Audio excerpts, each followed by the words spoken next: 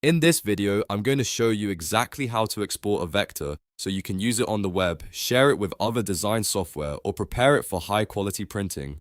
Exporting vectors correctly is an important skill because the settings you choose can affect image quality, compatibility, and file size. If you've ever exported a design and noticed it looked blurry, cropped incorrectly, or didn't open properly in another program, the export settings were probably the reason. So in this tutorial, I'll walk you through the correct way to export a vector step by step so you get clean, professional results every time. And if this video helps you out, make sure to hit the like button and subscribe to the channel for more simple design tutorials just like this. Now let's get started. The first step is to open the export panel. The quickest way to do this is by pressing Ctrl plus Shift plus E on your keyboard. As soon as you press this shortcut, the export panel will appear on the side of your screen.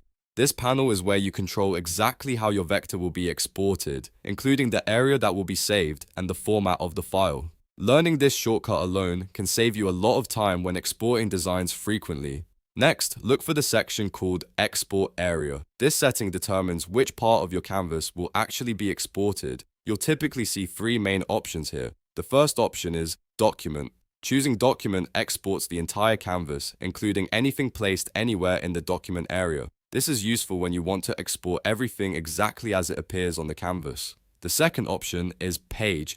Page will export only the content that sits inside the page borders. This is usually the best option when you're preparing graphics for web use or structured layouts because it ignores anything outside the page boundary. The third option is Selection. Selection exports only the objects you currently have highlighted. This is extremely helpful when you want to export a single icon, logo, or element from a larger design without exporting the entire page. After choosing your export area, the next step is selecting the correct file format. Open the File Format drop-down menu and choose the format you want to export. If you're exporting for general use like images for websites or presentations, you might choose a common raster format. However, if you want to keep the artwork as a vector for editing in other vector programs, there's a better approach. Instead of exporting normally, use the Save As command by pressing Ctrl plus Shift plus S. From there, choose a vector-compatible format such as Optimized SVG or Encapsulated PostScript, also known as EPS. These formats preserve the vector information so the artwork can be scaled or edited in other professional design tools.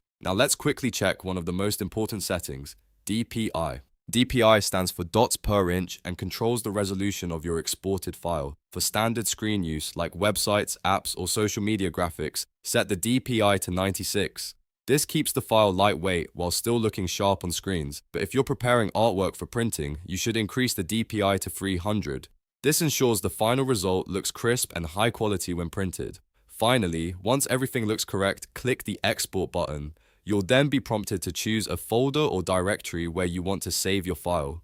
Select your location, confirm the file name, and the vector will be exported with the settings you selected. And that's it. You now know how to export a vector properly using the export panel, choose the right export area, select the best file format, and set the correct DPI for your project. If this tutorial helped you, make sure to hit the like button and subscribe to the channel for more quick and easy design tutorials. Thanks for watching, and I'll see you in the next video.